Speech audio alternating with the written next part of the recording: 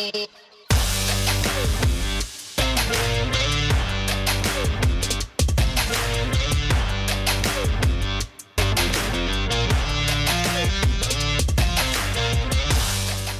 welcome to The Balancing Act. This is our second episode. We're really excited to welcome this morning a great guy who has lived a really interesting life already in realistically a pretty short time frame, who's a guy who's in his 30s but has achieved and done so many extraordinary things. This morning we have Sam de Keizer with us. Sam graduated out of university and was a surgical nurse for 5 years before moving out to the western region of New South Wales, where he retrained to become a midwife. He's married to Laura. They got 4 beautiful kids. They love the Lord, and he's seeking to live out discipleship, although doesn't even realise it half the time, but we get to watch him and to see extraordinary things. So, hey, Sam, welcome. Thank you. To The Balancing Act. Do you know, technically, it's like, you're the first cab off the rank, mate. You're our first guest. The guinea pig. No. Yeah, okay, it's true. You are the guinea pig. Yeah, I was just going to say, like, when this, like, explodes, you're going to be known as, ground zero. Yeah. How do you feel about that, mate? Oh, look, I'm nervous all the time, no matter what's happening. So, yeah, just normal. In my, I think, I have this problem of I don't ever think things through before doing them most of the time. Which is why I asked you, mate. Yeah. So, I guess, I don't know, whatever happens, happens. Just go with the flow. Yeah. It's good. Yeah. Mate, the reason why we asked you on is because when Nick and I and Andrew, our producer, when we've been sitting down and chatting through this idea of the balancing act on what it looks like to live in the world but not be of the world. So what does it look like to live out a faithful discipleship with Jesus in the world around us? We all agreed that actually you're one of those guys that we wanted to have a chat with really early on. And a part of that is... It's because you're a guinea pig. He is the guinea pig. No, but in all honesty, like,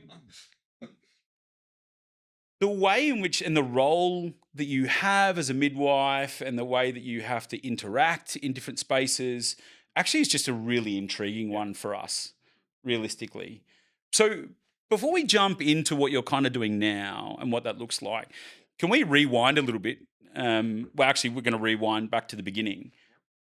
What was life growing up like for you? Where did you grow up? What was family life Not like? the beginning. Let's not do the beginning. Well, he wasn't there for the beginning. We'll do He wasn't there my for that. first memories. Yeah, let's go that's from right. your beginning. Yeah. Well, I feel like in your last episode, Nick, you hinted at something against homeschoolers. I feel like that was He did. Oh, so what was funny? So the truth of the matter is, so we actually filmed our first episkind, but the sound didn't. No, it was twice, but the sound didn't work, and so we had to reshoot it. But in the first one, Nick had this kind of diatribe, having a shot at kind of homeschoolers and Not actually knowing you were coming on. To be fair, I was like, homeschoolers are a little bit weird. I agree with you there. Oh, okay, cool. But then it was like, and then when we said, oh, it would be great to have Sam on, I was like, oh, Sam was a homeschooler. So this will be interesting. So yeah, that was the context. But yeah, talk to us about your life. So I've got 4 siblings, 3 brothers and a sister. I'm the second one. Grew up in kind of Western Sydney, I suppose. A bit of Cranebrook, a bit of Penrith type area, a bit of Colo River. Bit of the riff. Which was fantastic. I have amazing parents. I feel very blessed with who they are. They have consistently modelled just Christ-like behaviour to me my whole life. And I suppose that started with, I guess, mum and dad homeschooling us, but doing it together. Why did they choose homeschooling? Have you ever asked that question? I don't think I've really asked it, to be honest. I've kind of overheard, because a lot of people have asked my parents that. I think Oh, I have a vague kind of memory about someone asking my mum, and she was saying because when she sent Jabin to my oldest brother, Jabin, went to school after his first year, and he'd come home and mum would ask him how his day was, and he'd be like, "Oh, nah."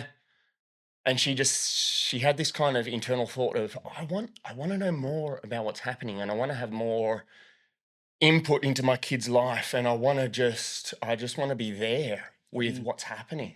And I think that was kind of like the seeds being planted. I know she knew a couple of other people who had been homeschooled or homeschooling. They were drinking the Kool-Aid. Homeschool Kool-Aid. I know that's what you were thinking, Nick. I know that's what you were thinking. I took the words out of your mouth. We can blame him for everything. I do. Yeah. And so I guess it started when my brother started either year 1 or year 2, and then me, and then it just followed on for the rest of his siblings. So all 4 of you were homeschooled? All 5 of us, yeah. 5 of you? Yeah, there's 4 others. Yeah, Wow. yeah. That's It was probably intense. I don't remember it being intense. No, I'm thinking from a parent's perspective. Oh, yeah. Like, I've got my kids for a portion of the day, and I'm going, I don't want them for any more than that. And if you think about it, like, it wasn't a cost-saving thing. Like, mum gave up working. What did your mum do? So mum originally trained as a social worker. Yep. Yep. And dad did the first year of his engineering degree before he swapped from that to start an apprentice in carpentry. I think that's right. Like, yeah. So your mum finishes kind of working, starts homeschooling all 5 of you. Yep. I want to dive into that in a little bit, but what was your old man doing? Yeah, Dad was working. Dad did his carpentry apprenticeship, and then when we moved to a slightly larger block and they had a shed built, Dad started a joinery company. I think he bought it off his uncle and with a bunch of equipment, which meant he worked from home. So a lot of that homeschooling element, Dad he'd be there for breakfast, he'd be there for lunch, he'd be there for dinner, often working late at night, but he would come up and having his bit of engineering background and just naturally good at maths, he would be focusing on that maths and science type of elements.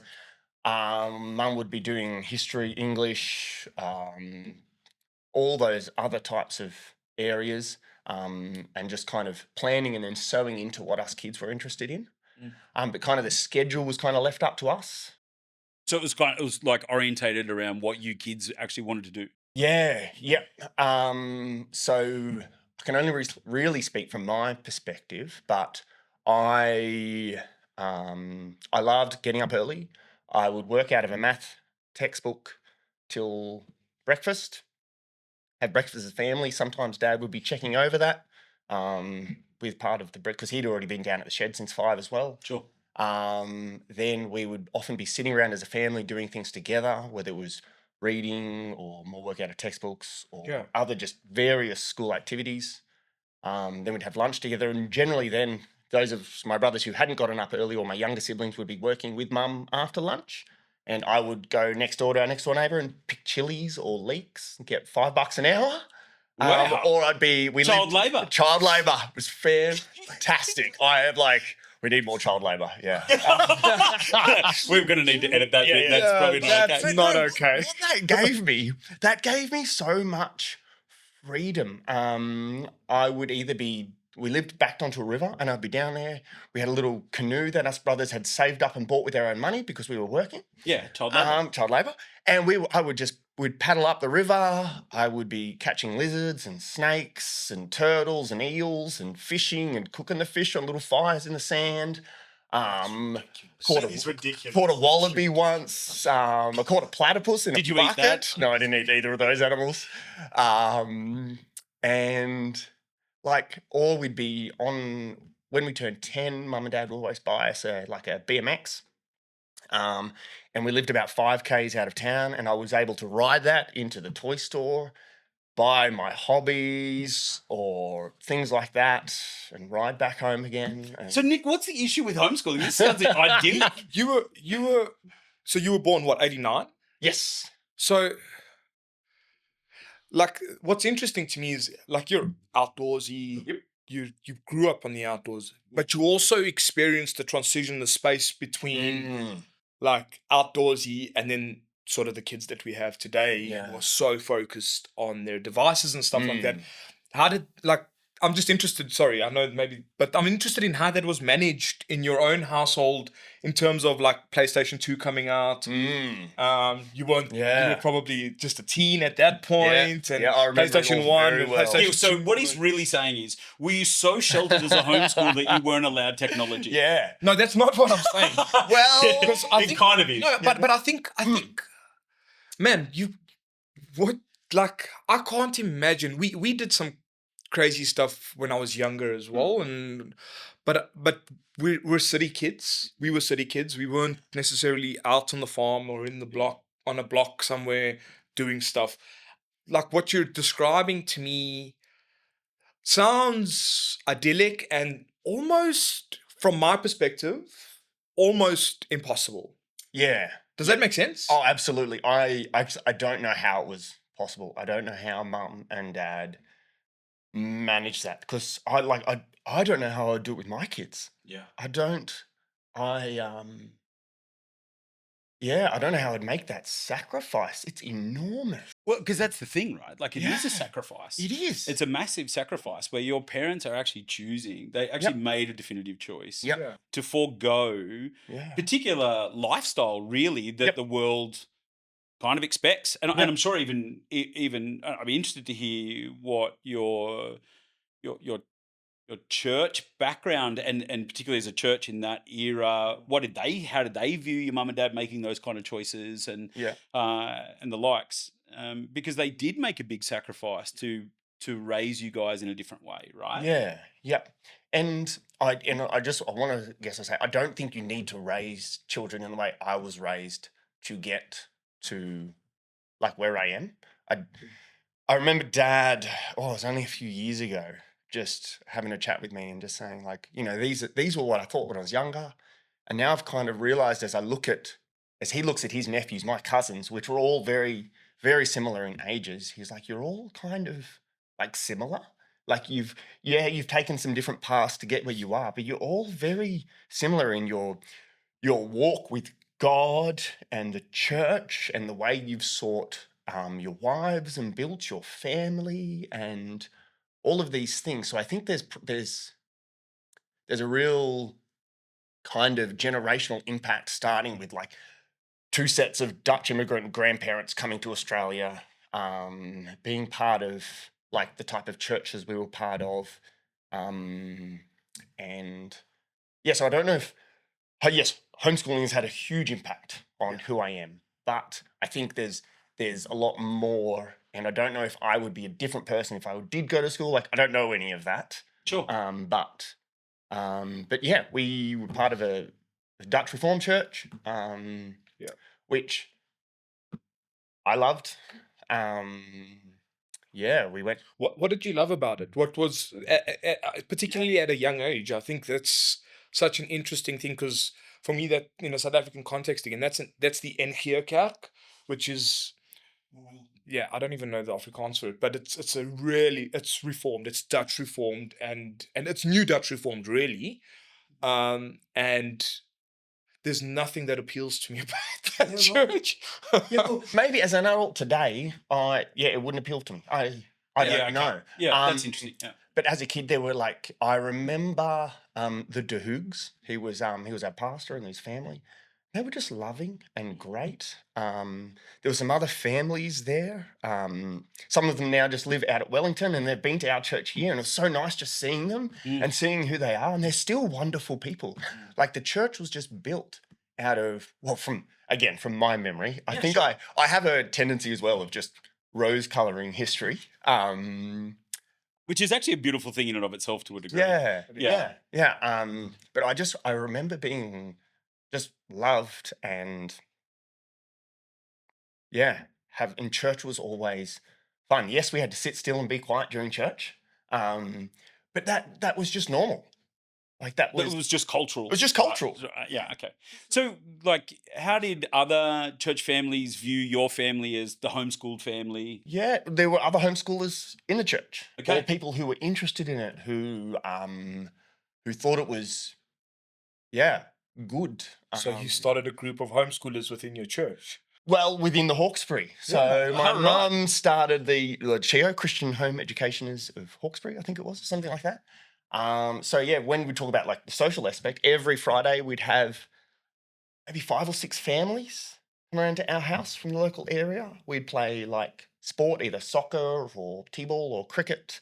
And then we'd all go for a swim down at our river. We'd have lunch together. We'd just have this really lovely day. And then once a month, we would have everyone come. Sometimes we up to like 200 people. What? Wow. I feel like that's like, again, Yeah. don't quote me on the numbers. There was 15, but Sam was little. 200 homeschoolers. 200 people. It would always, but like they would organise people to come and give talks. Like one of the dads was a doctor, so he'd bring a skeleton, like a model one. Say a stethoscope and just do medicals on all of the kids. Just make sure we're all. Yeah, you're all like, hey, we need to make sure the homeschooler's been taken. Yeah. No, So- we get vaccinated. No. Can we not? Can we listen. not go to vaccination question? no, That's no. so funny. It'd be really cool because he would, he'd do these talks on how the human body works and things like that. We'd have someone come whose father was an explorer of like internal Australia, and he'd give us these Wow. talks about Lassiter's gold and the exploration of Australia and history and all this really cool stuff. And so it was always like it was good. It was good. There was nothing lazy, I guess, about my parents' homeschooling. It Yeah. was very active and very Can I ask, I guess, a counterpoint in that space, I guess, is, so what was bad about it? Sorry, so there's good stuff, and That was incredible. And I Yeah. mean, it sounds Yeah. amazing, but I think just Yeah. for a bit of perspective, not necessarily what was bad about necessarily your parents, but just the homeschooling the scene. concept and the way you Yeah. found Because- found yourself. Because it's interesting, because as idyllic as you painted it, Yep. Your kids are going off, they're going off to school. but into Yep. a public school system Public too, school which system. is a Yep. whole nother kind Yeah. of conversation. So Yep. so maybe not what was bad about it, but what do you Well- look back and go, yeah, I'm not sure Yeah. that was Yeah. helpful. Yeah. See how I did that? Just kind of smoothing you. Yeah, but you do that generally, and I appreciate that. I'm Oh, telling you, I do appreciate that. I'm not like, I will say what I've got to say, the South African way, and then you will translate it into Australian. Which is such a growth in me because I used to be that guy. So nice to see yourself reflected. Oh, it's sometimes. lovely. Thanks, Sam. Yeah. So what was bad about it? Yeah. It's and I think that is a really helpful question for me sometimes to reflect on. Because often, like I feel like there was nothing bad.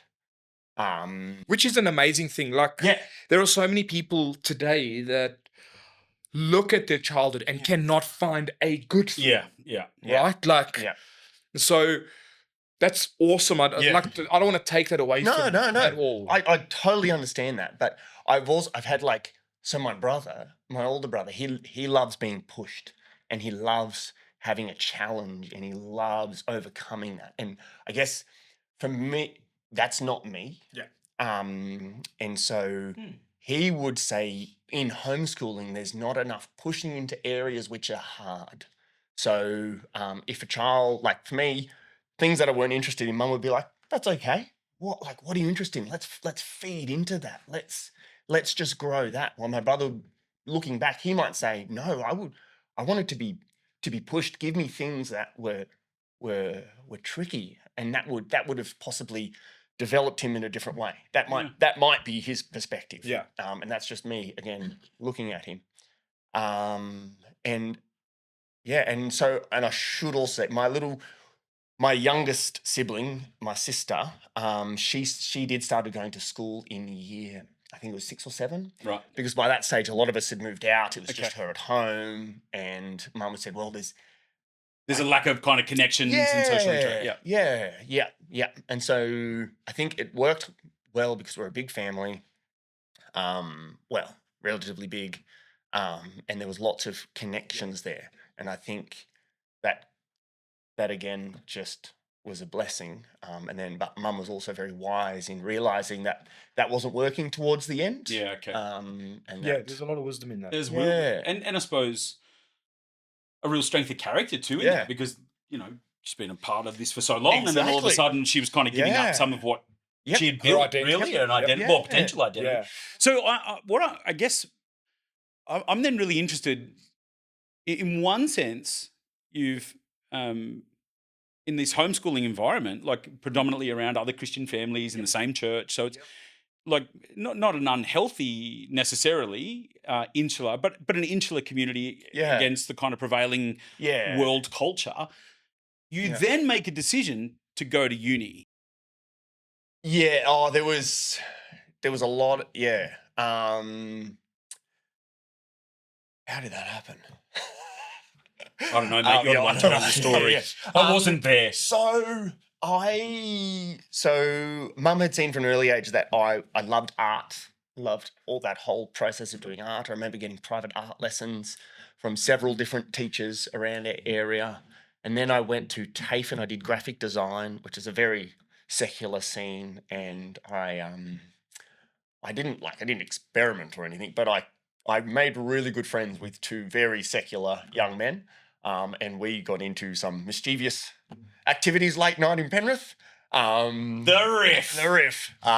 We had a whole boot full of spray cans because we were artists. So, of course, you're going to do some street art. Did you have long hair and everything? No. I just didn't want to. I just wanted to play into the stereotype. And colourful clothes, though? No. Okay. No, we were cool, man. Oh, wow. No, there would have been the cool artists, but they were all black. Yeah. That's right. All That's right. wear black. No, and I remember police pulled us over.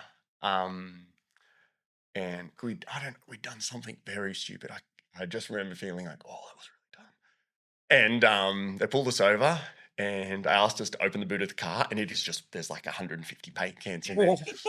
And they're like, what have you boys been up to? And we're like, we're design students.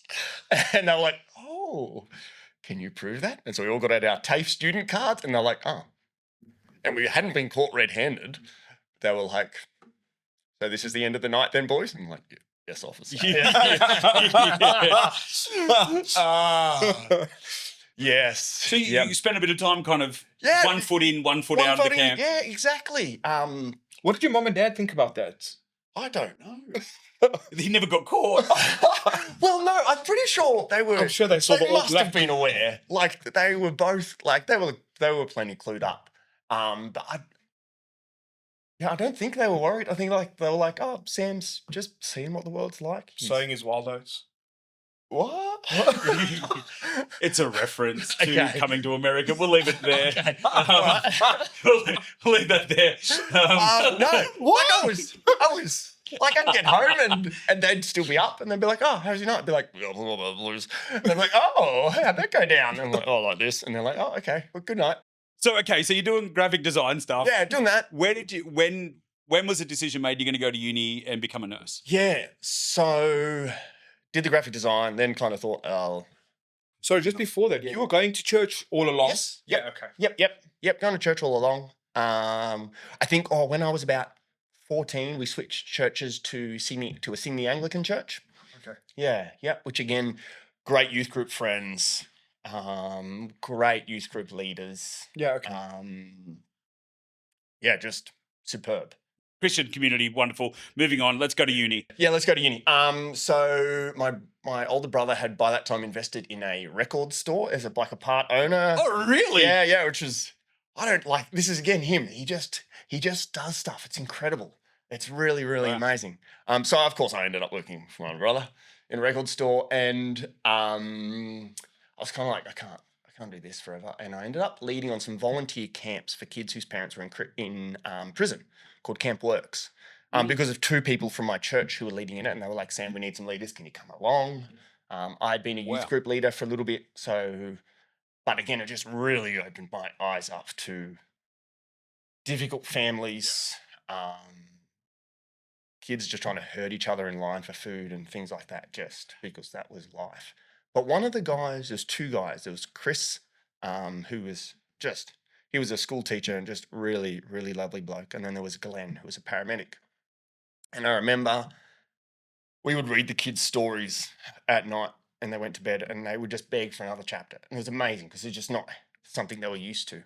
And then I would sit around a campfire with Glenn, and he would just tell me stories of paramedics and how to read an ECG and things like that, and I just found it so interesting.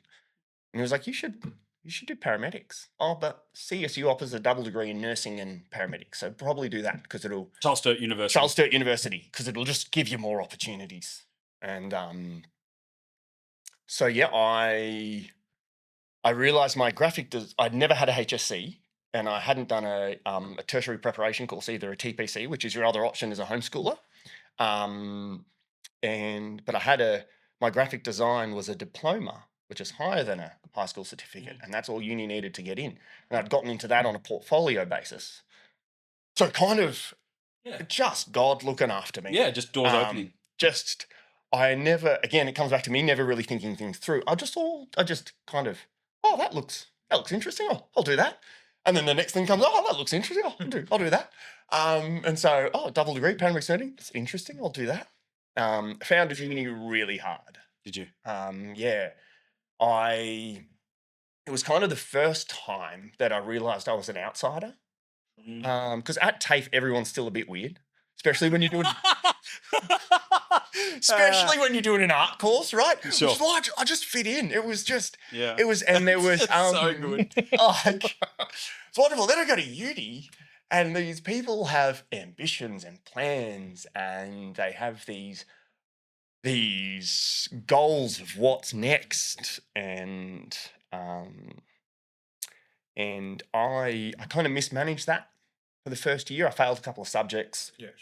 I kind of got disinvolved in church. Hmm. I think I disappointed some people at church that I was part of a church in Bathurst. And I found that really hard, really, really hard. And I remember my youngest brother coming out to visit me. And I also felt it was the first time I was very disconnected from my family. When I was like 15 or 16, I went to the Northern Territory for 10 weeks.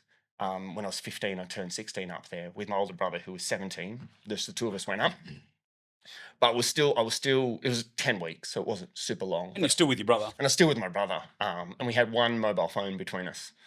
So he could call his girlfriend and would occasionally talk to her mum and dad. But we were still together, and we had an amazing time. But then I got to uni, and felt very disconnected. Felt very different from the other Christians there. I guess because of my exposure to TAFE, and mum and dad never really giving me clear rules. They were very okay, like they just kind of trusted me. Wow. And then kind of not, and then coming to TAFE and I was coming to uni and kind of having those fences kind of fall down. Yeah. Found it hard. So was it like a broadening of your perspective, do you think, or was it more just a closing in of your perspective? Yeah, I think it was a closing in, to be honest, because I pulled away from things and kind of shut my world down a little bit. When you say you pulled away from things, like you pulled away from church, Pulled away from church, lived in a house with mostly non-Christians. Like when I moved up there, I just went to the real estate agent and said, I'm looking for a cheap house with some other uni students off campus because I can't afford on campus. And they were fantastic housemates. They were wild and unruly and wonderful. And I'm still in contact with one of them today. Cool. Yeah, and she's a wonderful human being. But like, yeah, I was not a partier or anything like that. I'd just watch David Adams. Oh my God, I won't go into that. He's too busy living out of capturing wallabies on the riverbed. Oh, goodness sake. I remember being woken up at 2 a.m. and being demanded someone make us pancakes and me just loving that. Yeah, right. It was just a whole different world. And, but it meant that I kind of didn't fit in my Christian world anymore. Yeah, okay.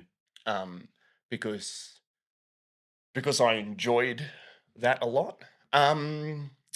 But after the first 2 years of uni, I met my future wife, which was really cool. She moved in. There was this place called the Christian Flats, It was really top. The bloke from the local church owned a set of units, like a 200-meter walk from uni, and he had the goal of ensuring that the majority of people lived there were Christian and involved in church, not as in a way to shelter them from the world, but to give them a place of safety to come back to. Sure. And as in like coals together, stay hot. You go out into uni, you do your thing, you come back together, which is really beautiful. But Laura moved in down from there, and I had some other friends living there, of course. I said, oh, there's a couple of girls moved in. I said, oh, I'll give them a hand moving in. And they were just a great bunch of girls, one of them in particular. And yeah, it took me a little while, but a little while is probably only 6 weeks or something like that, I think. Well, you're gorgeous. How could she not? Yeah, that's fall in right. love with That's you? right. Right. Like, Yeah. Can I push in? Yeah. Sorry. Because I think I'm going to press on a bit of a sore spot here because I saw a bit of emotion kick in. You felt like you didn't fit in the Christian circles there. You didn't feel like you didn't. You felt like you didn't fit in church. Why? What went on? Yeah. I think Mum had never discouraged my wild side. Don't know why that's emotional. But yeah, I'd never been discouraged from just being who I was. And then a lot of I think a lot of the other Christians that were at the church were very normal Christians, very lovely, Very people, straight-laced, very straight-laced, rule-following yeah, orientated. but beautiful people and Yeah. loving and kind, but not wild, not controlled. They were controlled. They were controlled. What do you mean? What do you mean by wild? Like, what is that? So yeah. just this. Again, because in my head, wild is Yeah, like yeah, wild, it'd be a wild, different thing. Just like this ability to be who you want to be, kind of a thing, or what? was it that you questioned more? That Pushing you boundaries. What did it look like? Yeah, I guess so. I would, yeah. I kind of was happy not to think things through and to make a mistake and then be like, oh, that didn't kind of work out. And then I'd say sorry, because that's how I grew up. Yeah. You'd say sorry and things would be okay again. Mum and Dad give you a hug, your brother would be cranky at you for a couple of days and then you kind of just roll on. Well, that didn't work. That didn't work with my... And I'm not saying I didn't feel loved. Like, I remember I did eventually move into a Christian house for the last maybe year and a half. And it was wonderful too. I had this housemate Matt, another one Liam. They were such top blokes. Really, really top blokes. And our landlord Heather, she's just wonderful. She was a mental health nurse, and so she just kind of just understood a lot about the world. She was wonderful. And Matt and Liam were both great, but they were definitely a lot more Christian. Straight-laced. Straight-laced, yeah. And I think my faith had probably eroded a little bit too. Yeah. And that's probably another reason that I didn't fit in, because I felt... You didn't know how to play by the Christian rules, so to speak? Yeah, Like that yeah. kind of cultural Christian church, conservative church kind of rule guide that's also always unspoken and unsaid, but everyone just kind of knows it. And I would be at the pub and I would probably I would never got completely sozzled, but I'd probably have too many drinks. And sure, looking back, I'm like, that wasn't really shining Christ's light. But God still kind of worked through it. Like I had my friends at the church were often a lot older than me, who were carpenters or worked in professional jobs already, and they were the people I kind of got along a little bit more with. One of them ended up being my best man at my wedding. Yeah, wow. Did they, like when you didn't fit, like these guys who became, did they help shape you, and did they help kind of in that kind of... I felt very loved by them, Yeah. especially Jeff. during the uni holidays, I'd often end up working with him on some jobs and things like that. And just he was this beautiful, gentle, quiet, patient man, just really, really solid.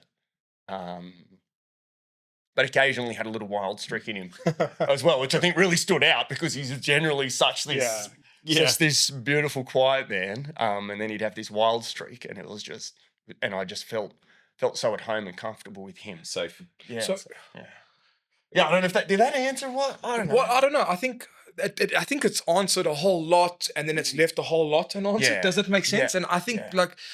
so you're talking about this idea that you had this wild, or you felt more wild Yeah, to be fair, I think you felt more wild than what wild. Yeah, probably. than what Yeah. than what these cultural Christians look like. Do you think you ever bridged the gap to looking like a cultural Christian? And then if you think you've done that in some ways and maybe in others not, how did you do that? I guess is what I'm thinking about. Yeah. I don't know what the time is, and so I don't know necessarily. I actually I'm don't care. enjoying this. I'm just enjoying the So conversation. I don't want to rush you along. So I'd rather. Do you think you did? Don't know. Did you ever not feel wild? Did you ever come to a point where you felt, I'm actually accepted in the circle of Christianity now? Probably not from my uni years. When I moved back home after finishing uni and working close to home again. So you finished your nursing degree, you moved back home, you became a theatre nurse, you're a big hospital, so you're kind of in and around that. So so what did that look like after that then? Yeah, so finished uni, in the end had enjoyed the paramedic side of the degree, but hadn't really enjoyed some of my placement, while I'd enjoyed a lot of my nursing placement. And so when I finished, I thought, well, guess I'm a nurse then. Paramedics, it was a great double degree. But enjoyed nursing a lot more. So then you move home, you get involved into a church, and you started to feel comfortable again. Yeah, well, I just slotted back into the family church that I kind of left. Okay. And then being a de Keizer, they were just like, oh, Sam's back. This is awesome. And at that time, the church had kind of stopped being a Sydney Anglican, had been its own kind of independent community style church, which was based off a style of the church from America, which was really, really... That's an Acts 29 element? Soma, yeah. Oh, okay, Soma. Yeah, okay, different. Yeah. Yeah. And Dave, the pastor, just really beautiful, wonderful bloke. A really creative mind. So I kind of fitted back in there, especially as Lower Blue Mountains. Again, the whole Lower Blue Mountains, they're a bit, that's you, right? Yeah, I grew up in the mountains, but I grew up in the Upper Blue Mountains. Yeah, Say what you've got to say. Again, Let it there's all hang a lot out. of homeschoolers in the Lower Blue Mountains. That's what I've got to say. But like really, again, really beautiful. And so when I lived at home for the first 2 years again, after finishing uni, I was engaged during that time. To Laura. Yeah. Yeah, I'm waiting for her to finish uni. Just checking. Waiting for her to finish uni. We got married like a couple of weeks after she finished uni. Sure. She moved down to Penrith with me. Not at your mum and dad's house. Not at mum and dad's house. We again, my older brother, just having this mind that loves challenges, had said, all right, all of us kids, we're all going to pull money together. We're going to buy a block together. We're going to build a granny flat together. We're going to keep it for a couple of years and we're going to sell it and we're all going to take part of the profits. And and he did all the work. Easy entrepreneurial. He just, right? And just beautiful. So he's like, in Sam, you got married, you can live there and you can rent it off all of us for that time. And so that's where Laura and I lived. And she got a job as a school teacher at a school that was about an hour down the road. I worked at the hospital, which was a 7-minute bike ride for me. For everybody that's watching, sorry, it's so interesting. For everybody that's watching, an hour down the road is like, it's nothing in Australia. We're in South Africa, it's like an hour? What, are you mad? Like, an hour down the road. She just worked an hour down the road. That's crazy. That's absolutely nuts. Sorry, I just yeah, Sam, right. back to story time with you, mate. Yeah. Sorry, it's just so I know it's interesting. not about you, Nick. We don't really care if South African finds that crazy to now. Sam, keep going, please. Yeah. Ignore No. him. Okay, don't worry about that, South African viewers. I still do love you. So, and that was, we were there for 5 years. And in that church? In that church, we did a church plant in our local community, which was great. We were very much orientated around sowing into our community, and we booked out the community hall. This was, of course, this was a journey. It wasn't straight away. Sure. But the community hall be booked out. There was a kind of like the associate pastor was kind of running it, and Laura and I and a couple of other couples were kind of like the meat. But there was a woman from the church running Zumba classes. We were part of cooking classes in the local community hall. There were people doing things and just being part of the community, which was how the church was kind of built. And so there was like a rock climbing group. There was everything. And our Bible study was super rich, just full of young people wanting families, career people. Like it was great. And again, I think my faith just started to really grow again. And especially through some really hard times where I lost a close friend. And I think that was the first time I was really angry at God. And it was also kind of this catalyst for realizing you can't be angry at someone that's not real. And that anger kind of cementing in my heart the truth of God in many ways. And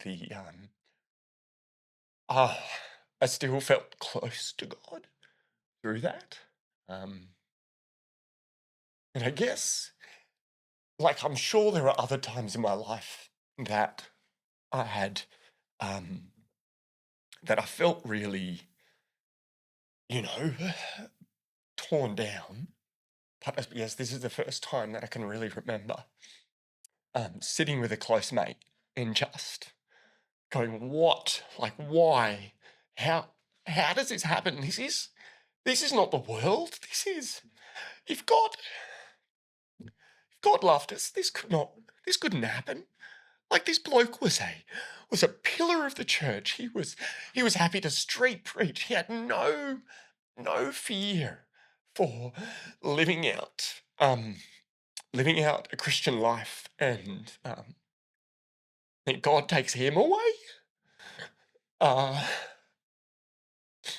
But again, through that,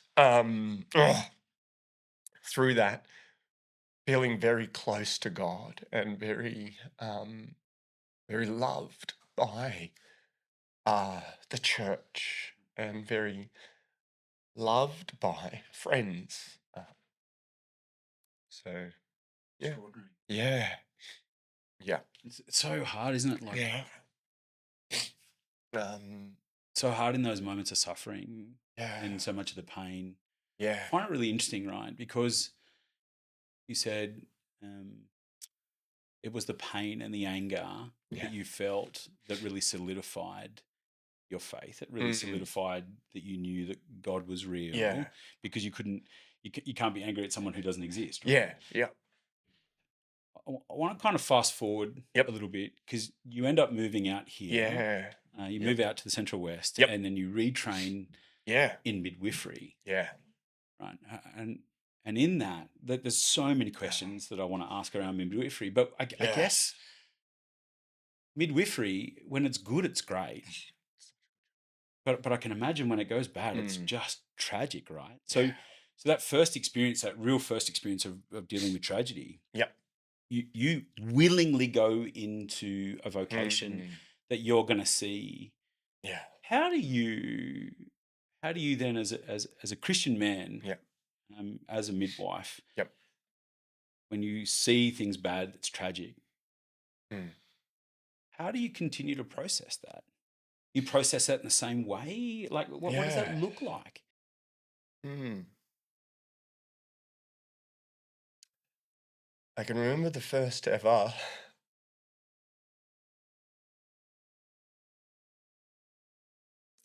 real tragedy at work was when a young woman was losing a baby because it had some severe defects and was incompatible with life. Um, and I remember sitting in the room with her, and I hadn't even finished my new grad rotation yet. I hadn't even been in the job a year. And holding her hand. And I remember I was actually meant to be the person looking after her. I was meant to be the person attending her physical needs. But all I could do was hold her hand as she gave birth. And she had asked me, she had said, uh, why? And then she just kept saying, I'm so sorry, little one. I'm so sorry. And I had to just hold her hand, and I was just crying, and then I was saying I'm sorry, and we just, yeah, and it was weird because I'd met her that day. I had walked with her for the first few hours, and then this hard moment came, and I remember having to call in another staff member, just saying, can you do this? Because I can't. And and she looked at me, and she said, "This is wrong." And I just said, "I know, and I'm sorry." And yeah, so my process for that was just to just be with her. Um, and I didn't have.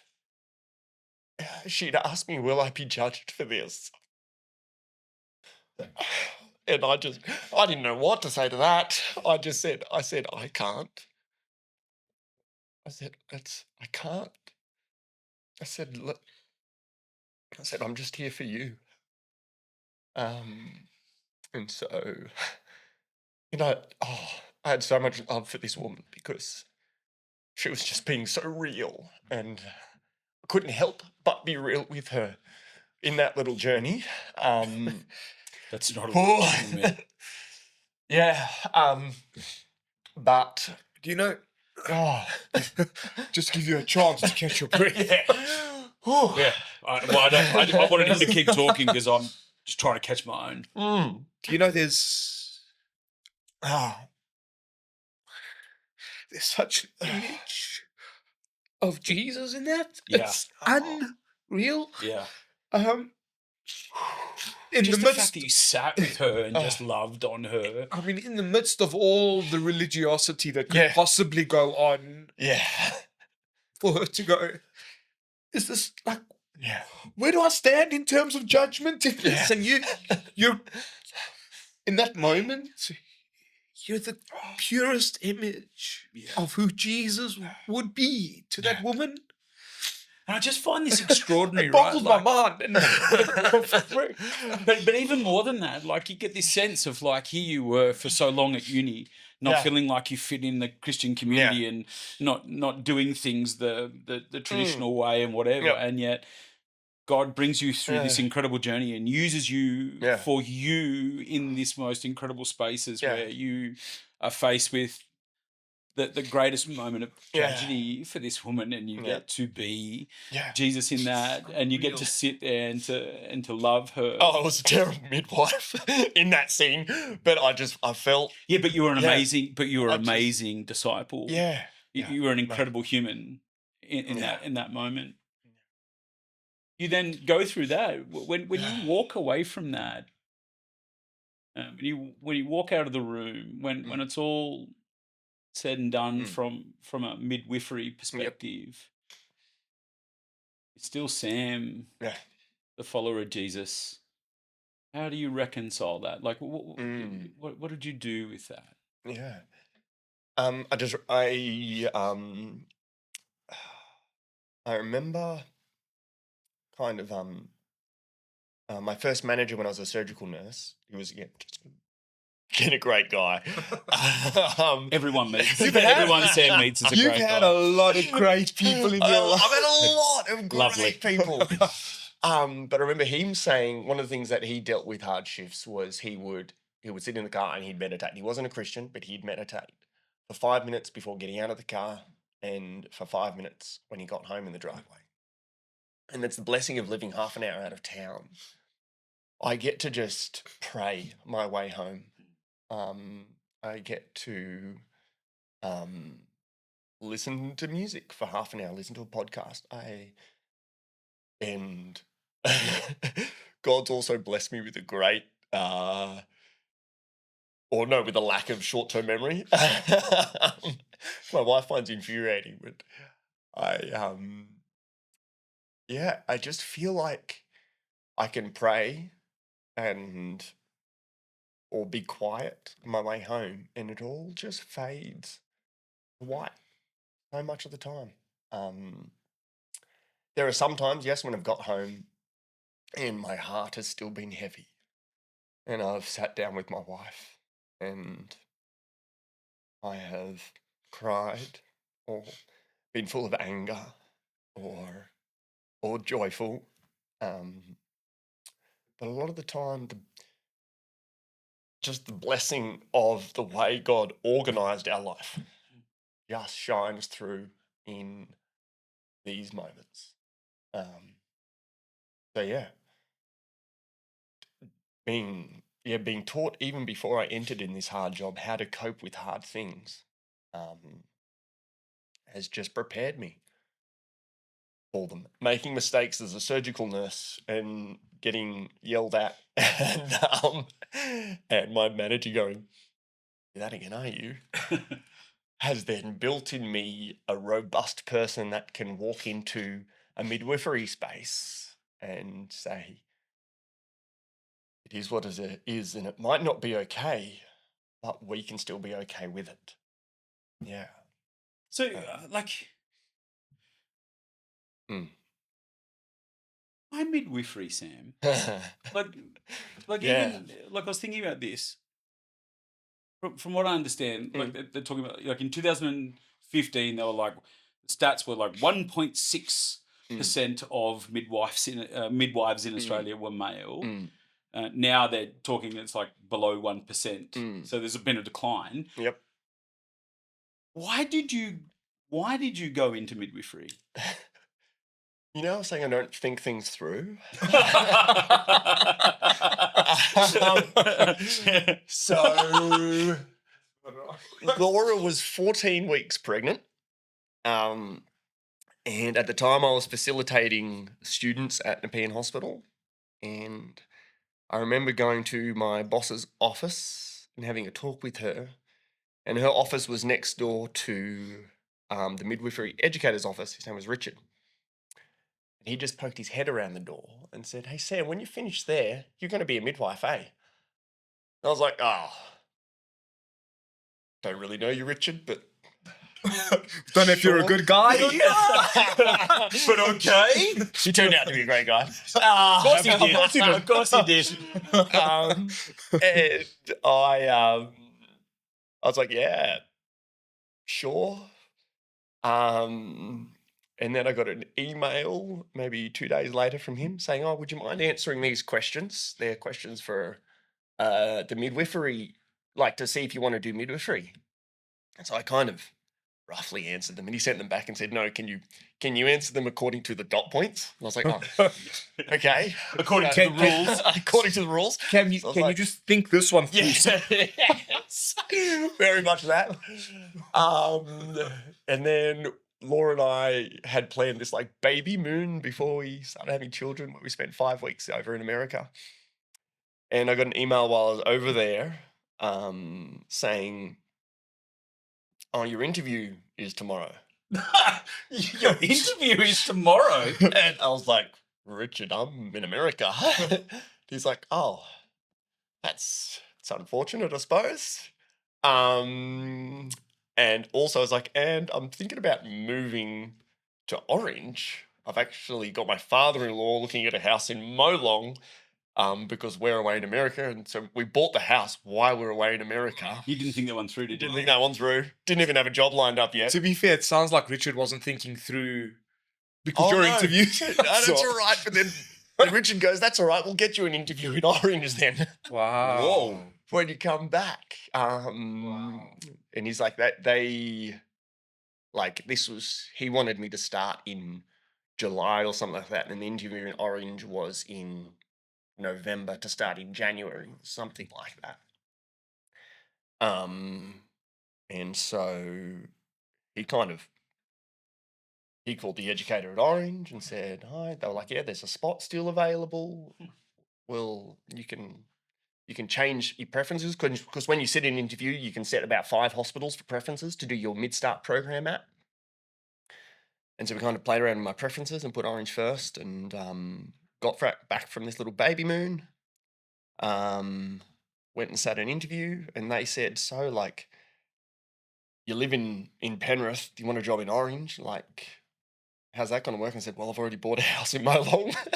They're like, oh, so you're keen on this? And I was like, yeah. I haven't thought it through. I haven't thought it through. I haven't thought it through. I didn't even know about midwifery when I was going to be a nurse out here. That's right. That's exactly right. And they're like, so what if this falls through? I was like, oh, I guess I'll just go on the casual pool in surgical nursing, and I could just do that, and I'd be right. There's always shifts. It's not an issue.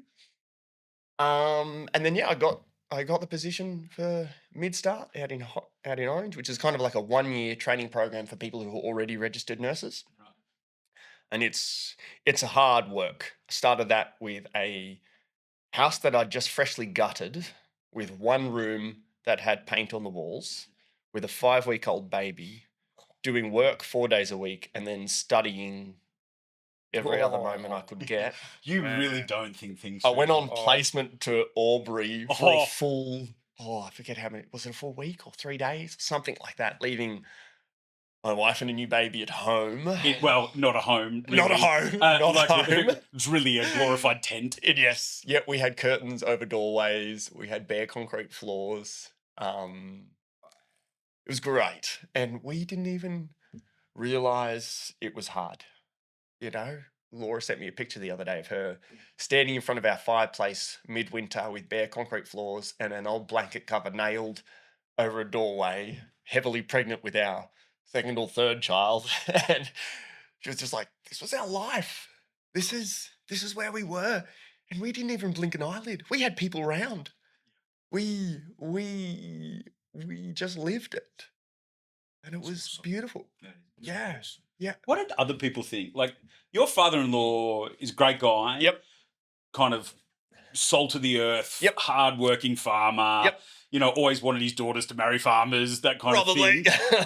Probably. When you kind of announced to everyone that, hey, I'm going to be a midwife, Yeah. how did that go? Like, what kind of reaction did you receive? I mean, it's not a common area for men to be involved Yep. in, as I said before. Yeah. What were people's reactions to that? I think they were kind of okay, because I kind of maybe elaborated things a little bit and kind of What do you mean by that, Sam? What do you mean by that? Well, I was like, well, you need to be both a midwife and a nurse to be able to join the Royal Flying Doctor Service. And I'd kind of thought that might be my next step. I thought, I'll do my midwifery training, then I'll do my crit care training, and then I'll do Royal Flying Doctors, and then I'll bounce around to something else. And so everyone thought, oh, that's like Royal Flying Doctors, they're cool. Midwives might not be so cool or masculine, but RFDS in a plane, So you rescuing people. So you sold them down the river. So that now becomes masculine because it's a plane. It's a plane. And, okay. So Right. sold them down the river. Cool. Yeah. But then again, like, yeah, I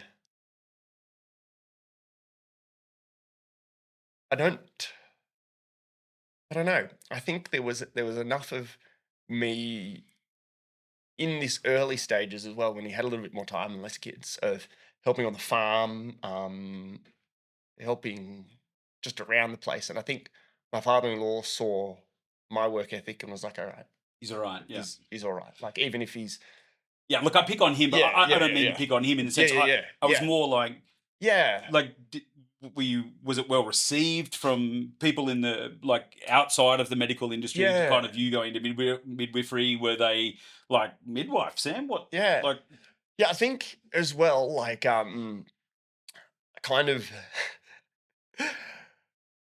like, it probably did seem very foreign to a lot of people. Like, here's Sam, he's a bit wild, he's a bit like, he loves, doesn't follow the rules. doesn't follow the rules, loves a bit of blood and gore, loves just mucking around into a space where our perception of it is quiet, reserved, bringing safety, creating this little place where this process can happen of new life, and you can create this kind of protected environment where that can happen with safety. And I suppose a lot of people looking at me didn't really see me doing that. But I had my educator at Nepean when I was a nurse, Danielle. She, when I said I'm thinking about doing midwifery, she said, "Oh, Sam, you're going to be so good at that. Mm. Like, I can see that." Yeah, there's a compassion in you. Yeah, and that really, really just, that sat with me really beautifully. And so I don't think, if there was probably some people thinking, oh, bit odd, I think I just didn't see Just it. didn't see it. I just didn't ignored see it it. because Yeah. everyone's a great bloke to Sam. Everyone's great people. So then when you went into Yeah. midwifery, Mm. so Yep. kind of at least oblivious to any other kind. Yeah. When yeah. you're in there, it's Yep. predominantly female Yep. area. How Yep. how were you received? There was very few. There was some. I can definitely identify some people who thought, like, this Why is not you here type why thing. you here. But for the most part, very well received, and I think I wore down those people too in the end. Because you're such a great guy. And so were they. So were they. Yeah, whatever. Yeah, yeah. And I remember I've only ever once had a woman say, "I don't want you to look after me because you're a man." As in a patient. A patient. Wow, Yep. okay. Yep. Or yeah. And How did you cope with that? well, I had to say, I'm really sorry. I'm kind of the only option today. I totally understand your misgivings, and I don't want to push you in any way to change your mind. I'm just going to be honest with you about the reasons why it's me today. And I said, so how can we kind of negotiate you through this? Because also my job is to keep you safe. And part of that safety is also your psychological safety. I don't want you to feel threatened or nervous or anything. So whatever I can do to do that, that's still part of my job. Beautiful.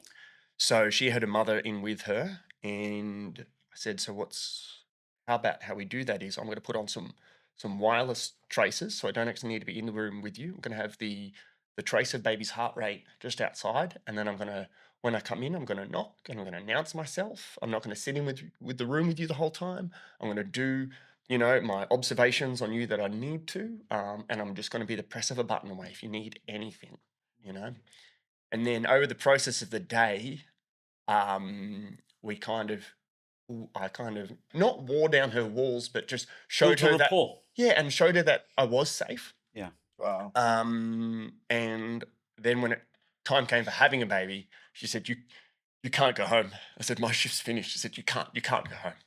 You can't change this."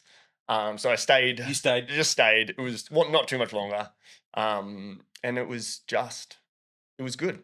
Yeah. That's beautiful.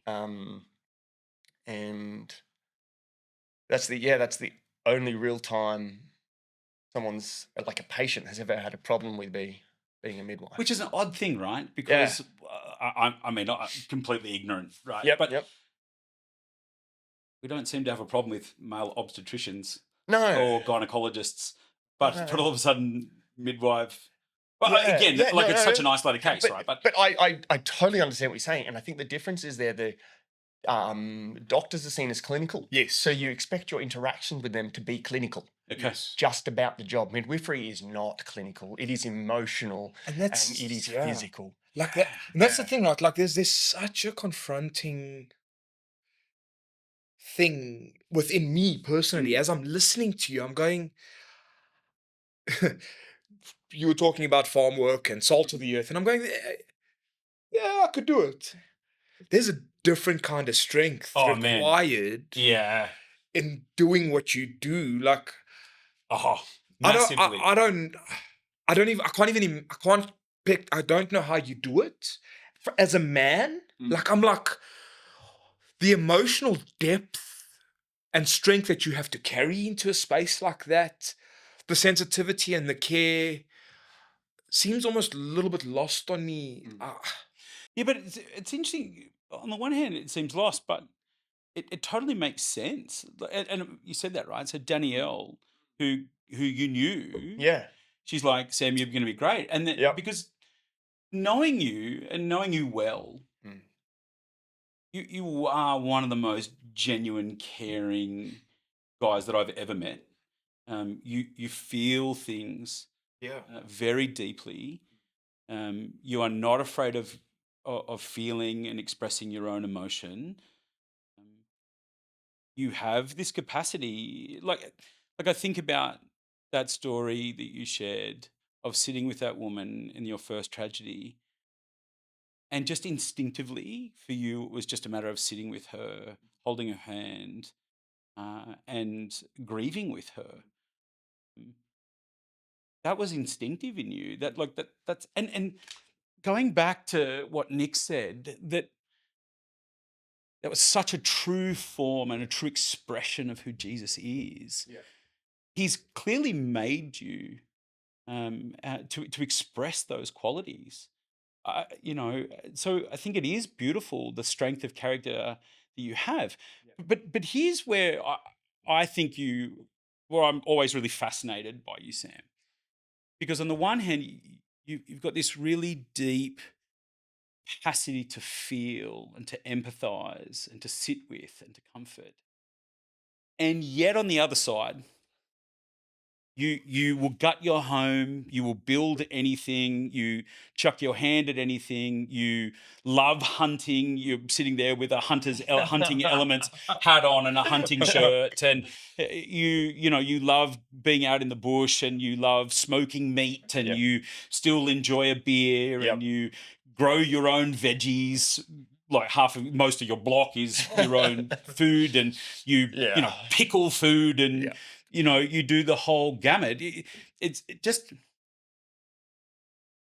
you seem to bridge this gap, or you seem to bridge these two various continental views of masculinity, right? On the one hand, I think if people looked at elements of your life in the current worldview, you're a toxic man. You love a drink, and your strength of character, and you don't think things through, and you just shoot something. You just go, let's go shooting. But on the other side to it is you then have this really beautiful, nurturing sensitivity. Yeah. Where does that you probably haven't even thought it through in one sense, and I'm kind of okay with that, but this picture of who you are as, for me, is this beautiful picture of what biblical masculinity is actually. This genuine man whose heart is after God. How do you reconcile that? How do you reconcile the world's view of toxic masculinity and kind of weak masculinity in those ends, and here you are sitting in the middle? Where does your view come from? What is your view on masculinity? What is your view on who you are in that space? Oh.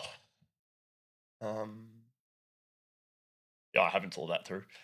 Do it now. Do it now. Let's do What this is my right. view? I am an external thinker, so it's funny. I don't really have role models or ideas of what a man should look like, I suppose. Love my dad. I'm not really like him in many ways. Glenn, who was the paramedic who kind of influenced me, wonderful bloke. Again, there's very few ways that I'm like him. And my brothers are superb, but I am so different from them again. I'm probably most like my mum in many, many ways. But I guess my perception of masculinity then kind of come from what I guess my mum expects of me. Hmm. I don't know if that Wow. makes sense. It makes complete sense to me. Actually, I, phenomenal. in all of our discussion, I don't Yeah. think we've ever thought about it like that. No, I Yeah. don't think we touched on that. And so that's then come into what I suppose now it's what Laura expects from me, Ah. what my wife expects. She expects me to be able to listen and empathize with her, with what's happening with the kids. She still expects me to be able to put food on the plate, and she still expects me to get along with her brother and her father with manly things. So I guess, and it's not that I'm just trying to live to other people's expectations. I'm not saying that, but my perception of what a man has come from what the women I love most value. Sam, dude, That's a deep insight. dude, yeah. it's so good. That is beautiful. Yeah. And so these are women who are good women, mind you. Godly women. Yeah, godly women who have made a lot of sacrifices themselves, who also kind of just embody who fulfill my expectations of a woman. On what? Yeah. On what, like Biblical femininity. Yeah. Like my mum is this incredibly strong woman who will not tolerate injustice, but has this heart of forgiveness, but forgiveness has to be given when the person is seeking it. It's not this forgiveness that's given like willy-nilly. Yeah. It's a, hey, you wronged me. You're going to ask for forgiveness and we're going to work towards reconciliation. Wow. There's this strength of not, oh, I forgive them for doing that, but we're not going to talk weak-willed. about it. Yeah, it's not this, we're not going to talk about it. I'm just not going to hold it against them, forgiveness. It's a no, we're going to work together towards our relationship in heaven. And my wife's very much like that. If we have, and it's something we learned early on, I remember in our marriage, we would have a disagreement or an argument or something, and I'd voice myself, and she would say, "I don't know," and that would infuriate me because I'd be like, "How don't you know? Like, just tell me what you're feeling. Like, how can you not know what you're feeling?" But what we learned was her words that she was trying to say was, "I don't know yet. Like, give me time." Yeah. And so she's someone who, no matter what the situation is, if you give her time, she can say what she means, and she feels it deeply, and comes with a lot of wisdom. And comes with this wisdom and but gentleness, but truth. Like you don't sacrifice one for the other. You don't make peace. You make good. You know, you don't or you do make peace, but not the weak peace. But good is this element of peace in it. It's not. Yeah, that I get what you're saying. Yeah. You don't. Yeah,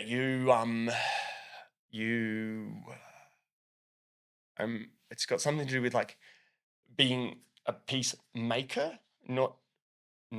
It's so good, man. Yeah, it's good. Yeah. You know, it's interesting. I'm like, as I'm listening to you, and you're right, we haven't thought about that, but as you consider the men of the Bible, you look at Jesus, and Mary is the one that is predominantly evident throughout his life. She's the one at the cross. Yeah. She's there.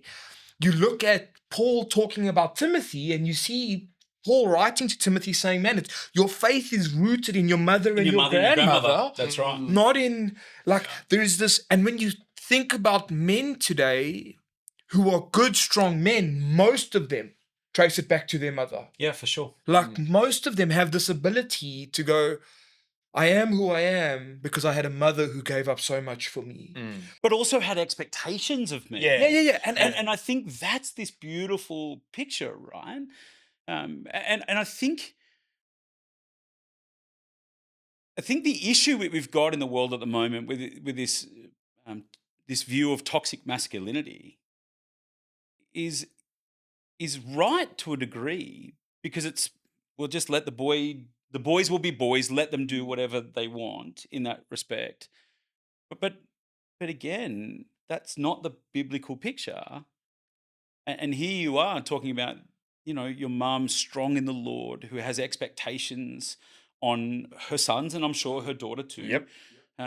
Who also modeled that, and has been able to articulate expectations that have been a key part of your formation. Yep. So that as you then read, so I'm interested. So then, as you read throughout the scriptures, as you engage with Jesus the man, as you read the Gospels, when you think about how he lives, do you see that your mum was always pointing you towards living him out? I guess the question is, like, what was the intentionality? Yeah, what was the intentionality? What do you think her intentionality was? And I know it's assumptions. Yeah, right? yeah, It's yeah, all yeah. assumptions. It's all not- assumptions. You'd have to ask her. Maybe we should. Maybe we should. Seriously. I'm not even against.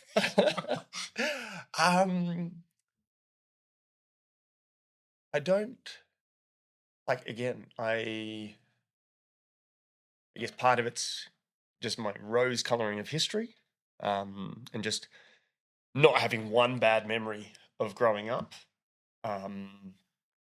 But I think a lot of my mum and dad, and I don't think my mum was alone. I think dad was really part of this too, but in not directly pointing us towards being something, but surrounding us with good things in the hope that we would emulate that onwards. So like mum and dad just read to us all the time from the Bible, from books, from everything, and that all of them had ideas of what they wanted us to be like. Yeah, there's an It's intentionality to it. super intentional. So one of our favorite books growing up as young kids was this book called Rolf and the Viking Bow. There's this brilliant story of this young man living in Viking culture where he is wronged and his father is killed because of it. And he spends this life seeking vengeance for this wrongdoing. But when the time comes, his vengeance is enacted in a way which seeks reconciliation.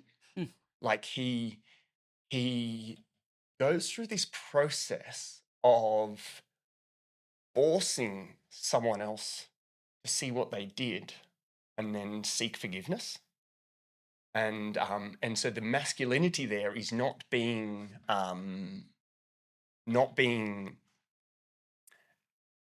brute, but being someone who might need to be brutal, but who always seeks a good outcome. Who might need to be strong, but who does it in a way that is still quiet and still and Steady. and steady. Yeah. Steady, yeah. And the other series of books is this called the Ralph Moody series, about this young bloke growing up, I think in the 40s, no, early in that, the 1860s, something like that, whose father dies when he's 9 and he becomes the man of the house. And he's got about 6 siblings, I think. And there's 9 books in this series, and he just grows up as this man who is never afraid of a challenge, who just sets his mind to whatever tasks he's doing. He works as a ranch hand. He works as a cowboy. He becomes an artist and does bronze busts of bankers' face. He loses thousands of dollars in the 1800s, right? Yeah. Because he puts on the wrong pants in the morning and his money's stored in the pants that his mate takes and leaves him. He wins fortunes and loses them. It's that poem. It's almost that poem. If I don't know if you're, by the author of Jungle Book, Rudyard Kipling. But and that's his life. And he does it all. And at the end of the day, he still has hope and courage and is unafraid of what is next. And I don't think I realized it at the time that as our parents read us these books, that these were the seeds they were planting. And the gospel seeds, the right? gospel seeds. And I remember so much more. Like I could name hundreds of books almost on what we read growing up because they were. And it's funny, like I only remember them when I think about them. Carry On, Mr. Bowditch. Not like, sorry, go down a rabbit hole there of these books that just shaped men who were and these aren't Christian books, mind you, but they're books that strongly align with what obviously my mum and dad's expectations were of their boys. Yeah. And they actually, whether you realize it or not, were the expectations of God. Yes. On how we had to live our discipleship. Yep. And then I remember we would go on holidays to Smith Lake or somewhere like that. Of course, being homeschoolers, Nick, we could do that in the off season, where it was a fair bit cheaper.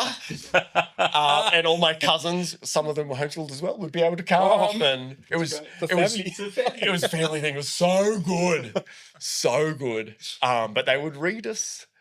They would read us Psalms. They'd read us Proverbs. They'd read us Joshua. They would just Gideon, stories of Gideon. Like they would just surround us all the time with this model of biblical masculinity.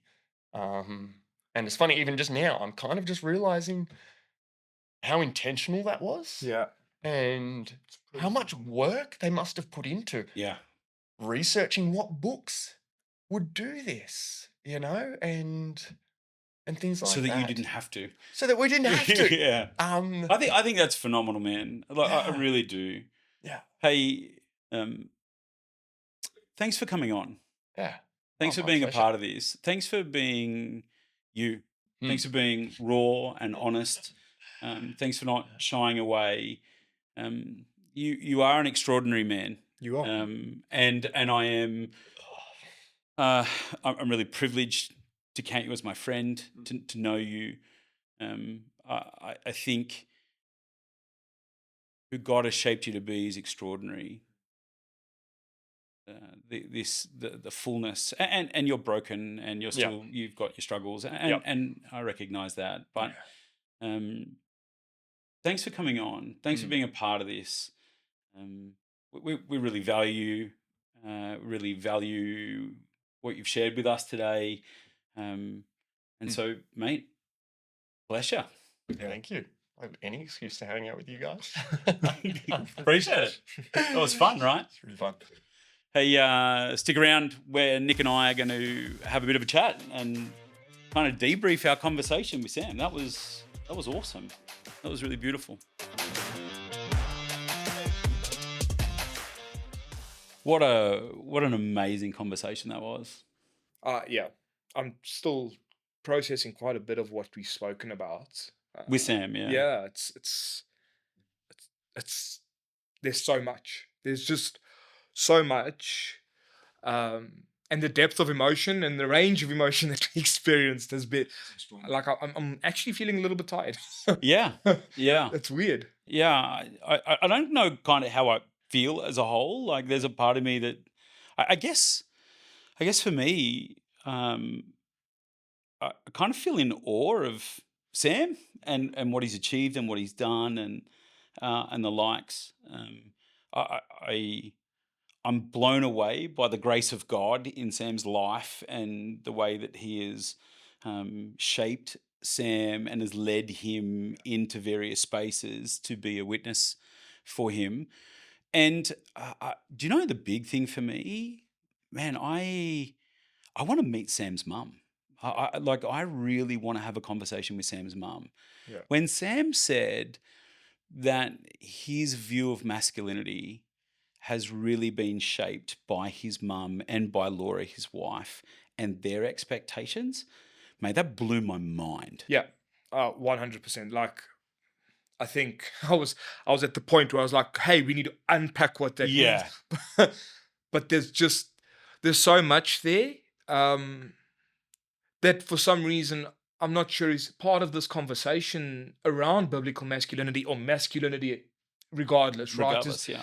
Is that in many ways, and like, this is what I would want to say, biblical manhood is shaped by the expectations of the godly woman around us. Like, Yeah. I think if you could label that as a statement, um, that makes so much sense to me. It's not.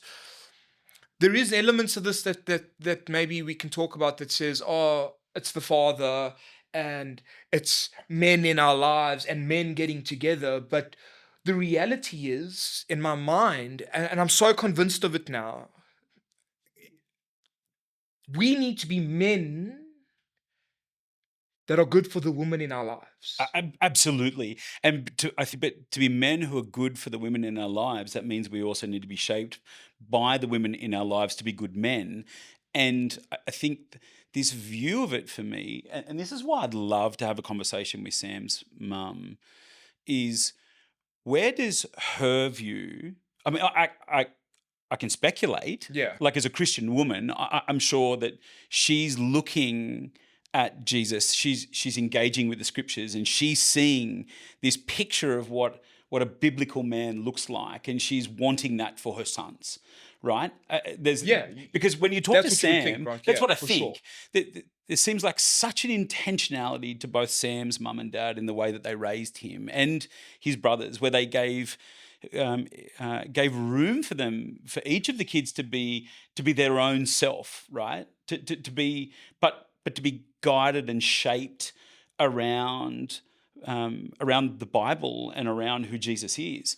So in my mind, biblical manhood would naturally be shaped by the faithful women in our lives as they engage with the Father, as they engage with the scriptures, as they engage with the Holy Spirit, and they intentionally live out discipleship of their own kids. Yeah, and this is not to negate the act or the role of the father. Not at all. Like, I'm Not not. at all. I don't think there's something truly profound about being a dad. Yeah. And I was confronted. I was like, when when Sam said, my mom didn't really talk, like, enforce particular rules to make us look a certain way. Well, yeah. But she wanted us to be who God had created us to be. And I'm going, man, it confronted me as a parent. Like, I'm like, how do I do that for my son? How do I Yeah. do that for my daughter? Because we run the risk of parenting our children in such a way that it's not good for them, it's good for us and how people perceive us. Yeah. Does that make sense? 100%. And I think one of the risks is as parents, and my kids are older than your kids, right? Yeah. And like I spend an inordinate amount of time feeling like I've failed my kids in the way that I've raised my kids. Yeah. Because I think if we're honest, sometimes the way that we raise our kids and we place expectations on the kids are far more a reflection of our own insecurities than it is on them kids, right? Absolutely. And I think I'm not immune to that, and that's where some of my pain, some of my own pain, as I look upon my kids are amazing, but I look back and I think, oh man, I wish I had been more intentional, or I wish I had been more grace-filled, or I wish I wish I could have allowed, or at least I hope I've allowed them the room to become who God has made them to be. But I just think it's beautiful. And, I think about Sam now, and maybe it's because it's my own part of my own feelings of not always fitting at all in Christian community. And I'm a minister, right? Like you, and I think Like me, no. I battle on feeling like I fit in a Christian community. I don't know. Like, I still don't know how to play the Christian game in a sense of living under the expectations that have been established within Christian communities on being pretty straight-laced or whatever. And I don't want to speak for you, but you don't fit that same kind of mold either. And maybe that's why we're so drawn to Sam. But yet, inside of that space, and inside of Sam's struggle, he is an extraordinary man who is completely in touch with his own emotion. He's completely in touch with his own sensitivities, with his care of other people. He's very gracious. I mean, man, I could probably cry again just thinking of him sitting with that woman. Yep. And this gentleness and this tenderness. All I can think of is, we weep with those who weep. We mourn with those who mourn. Yeah. When Jesus says, come in, my good and faithful servant, when he calls them in, and there's that conversation, that parable that he talks in, and the question is, Lord, what do you mean? How do you know that I'm a part of this? And he goes, because when they were hungry, you fed them. When they were naked, you clothed them. Yeah. It's this element. You did that to me. You've did done that it for because me. you've done it to them. You've done it to me. And so there's this beautiful element of the care for people is almost as if you're like, while in that moment, I truly believe, and I'm a little bit really caught up in it because The Chosen is depicting Jesus to me. You really are caught up in this Chosen bit. Yeah. Like, it's like... But it's depicting Jesus to me in such a beautiful human way, personal. And I'm going, I could just imagine Sam sitting there, and then I get the picture of whoever The Chosen has put as Jesus. And I'm like, there's this, I'll overlay this and I see Jesus sitting with her. Jesus, who, when they bring the adulterer before him, is with her. Jesus, who will go out and sit with the woman at the well, who's completely an outcast from society, who sits and goes, I wonder how many people judge me for this. Sam, in that moment, depicts Jesus. Yeah, so whoa. So for me, he embodied the very nature of the kingdom of God in that space. 100%. That whole thing of 2 Corinthians 5, being an ambassador for Christ. 100%. Man, in that moment, what a beautiful picture of being an ambassador. Advocating for expression of, like, regardless, but not just of this kind of kingdom, but of the king himself. But regardless of whether she was a Christian or not, that makes no difference. Didn't matter at all. Didn't matter at all. And I guess that's the nature of living out a discipleship. 100%. Right? Is that here's Sam in the most tragic of circumstances. Like, and yet here he is, with all of his feels, with all of the pain, sitting with her. Oh, what a beautiful expression of who Jesus is. Sam's not a complete picture. Like, it's not like we're saying, oh, look at Sam, he's just like Jesus. But in that moment, he was used. And I think that's an extraordinary thing. And I just love, that he's not afraid to feel those. I love that that he's not afraid to shed tears as we talk, as we just have a conversation. Well, all of But- us but at were this- on. Yeah, all Well, of us were like that. It was done. Yeah, we were done. We were proper done. It was done. But again, this isn't at the expense of Sam being Sam. This is who Sam is. He's not trying to be Sam the hunter. He's not trying to be Sam the meat smoker and Sam this compassionate man. He's just Sam. He's just Sam who is a child of the living God, who's been beautifully shaped in his environment, by his family, by his mum, by his dad. And he made that abundantly clear, right? That his dad's an extraordinary guy too. But he continues to be shaped and discipled, whether he would put words to that or not, in and by Laura, in and by his own working out of him raising his own kids and engaging with the family. What hits out of this to me, Nick, is this solidification that the idea that somehow discipleship is an 8-week program. Yep. It's such a fallacy. Not to say that there isn't a space for that, but real discipleship, really what we mean by that is learning to live and be like Jesus. Yeah. Right? That is an all of life. In our life. In our life. No, yeah. Like the crazy thing about this for me, and I, when I look at what Sam said, and you are right. I think the work that his dad did. He said his dad was up at 5 o'clock in the morning, and working late at night. But would engage during the day. Yeah, sure. But the nature of that allowed his mom to engage in the way that she engaged, right? Yeah. That's just the way I saw it. It's not as if his dad was divorced from what the family was doing. His dad enabled the mother to engage in that area. Sam, if that's wrong, I do apologize. Yeah. I'm not. This is just us debriefing, to be fair. But when I think about him talking about this idea of becoming the man his mom needed him to be, and then subsequently his wife needing him to be.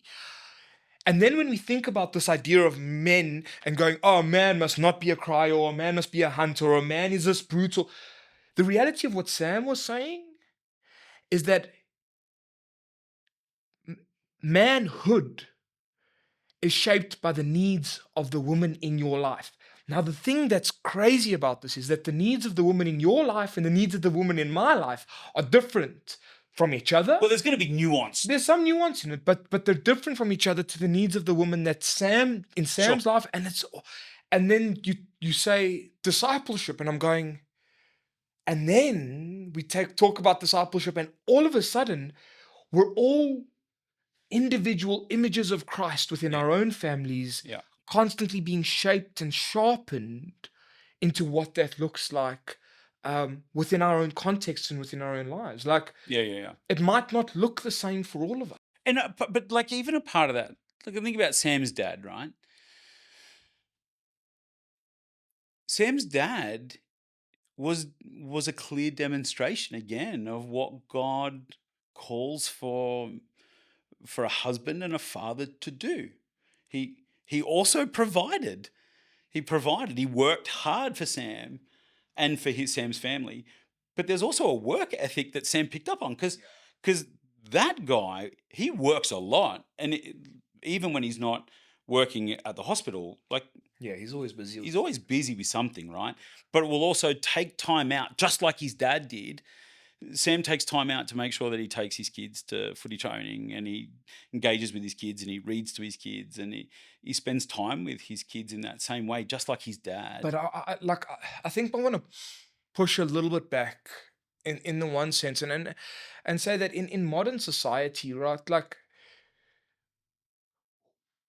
When what I'm talking about is that in today's world, we have homes where the mother is the one that is actually providing, and the dad is the one that's at home, for sure, caring for the family, right? And but that's no less a biblical man, no, than anybody else, and because he is the man that his wife needs him to be. This is what I'm trying to say, right? I get it, and that's worth it.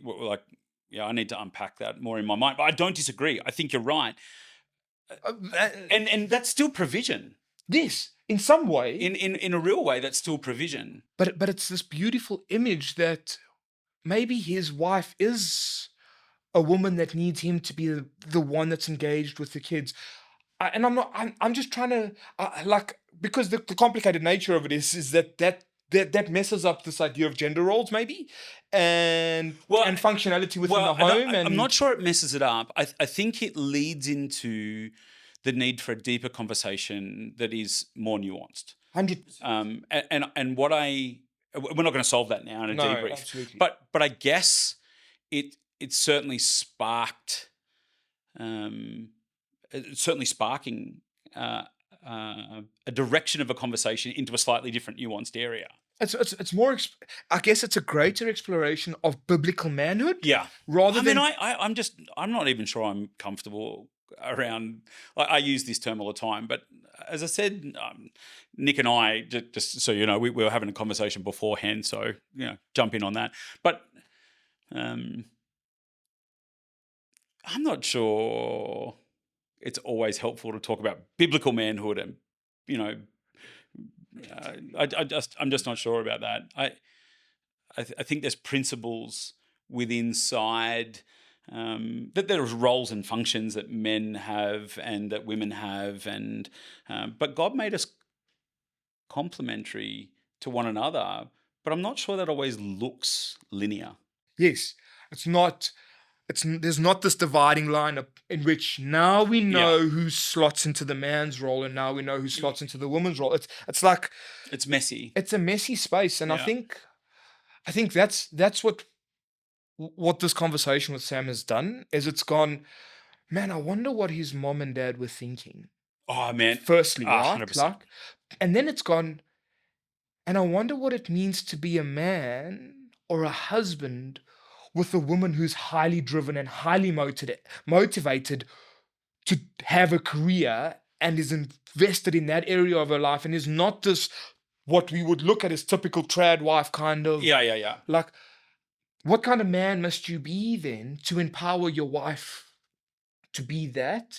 What kind of man must you be to empower your wife to be the woman who wants to stay at home? But there's another thing too, right? Because everything in between. Because I guess the risk is even in that is we're still playing this the polar opposites. Well, I guess I'm playing the polar opposites along a spectrum. Sure. As long as we understand that there's a spectrum. There's a spectrum inside of that space. And I think about my own wife. She is far more gifted than I am, dude. You know that. Yep. She's brilliant. And she really enjoyed and loved being a stay-at-home mum for while our kids were growing up before they went to school. But I remember her having a conversation with me really early on and says, Nath, I love being your wife and I love being the mother of our kids, but that's not my identity. Yes. That's not my identity. Yes. My identity, I remember, I can still remember where we were in the house that we lived in when that conversation, because it was so profound to me, where she said, God has created me to do something, and that's partly being your wife and partly being a mother, but there's other work for me to do too. Yes. Which is why for us it was such an awesome thing for Karen to go off to uni, do her degree, and for her to do the work that she's doing now, which is really intriguing. It's a whole nother conversation, but in that sense, I suppose, the roles shift and change and how it looks, but because it's fluid. It's right? fluid, right? And seasons, and that's that so fluidity, good, right? man. So the seasons inside of that space. Anyway, look, mate, we could debrief this forever. What I want to say is, God's doing extraordinary things in Sam. What an awesome conversation! I loved it. I really did love it. Hey, we hope that you really enjoyed that too. We really hope that you enjoyed getting to know Sam. We hope that was helpful. I don't know if it was helpful. It was helpful for me. No, I think this. Again, the thing is that there's so much in that. Yeah. That you can chew on it for a little while, and it's so helpful. It is. If you can't take anything away from that, check your pulse. Yeah, something Check like your that. pulse. So, one of the things, I mean, this is a new one. This is going to be a longer episode, not because we're intentionally trying to do a long or short podcast. We just want to have a conversation, and we want to see where the conversations go. Yeah. And so, man, I just so appreciated the time that Sam gave us. It was really cool. We hope that was thought-provoking for you. And we look forward to having you on with us again real soon. Thanks, Nick. Bless you, man. Love you. Awesome. So good.